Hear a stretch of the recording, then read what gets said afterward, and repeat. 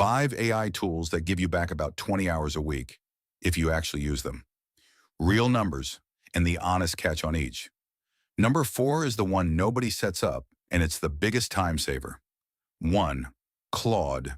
Hand it the blank page work, drafts, replies, first versions, and you save maybe 6 hours a week. The catch? You still have to read and fix it. It's a first draft, not the final word. 2. ChatGPT.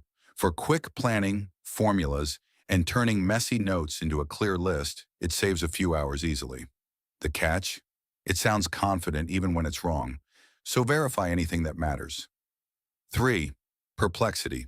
Research that used to eat an afternoon becomes 10 minutes with sources you can check. The catch? The deepest mode is limited per day on the free plan. 4. Descript. It turns your audio into text, and you edit the video by editing the words. Cutting an hour of footage takes minutes. The catch? Auto-transcription still slips on names and jargon, so proof it. 5. CapCut. Auto captions and quick cuts save the hours you'd lose formatting every clip by hand. The catch? The best-looking effects are behind the Pro tier. That's roughly 20 hours back. Links to all 5 are below.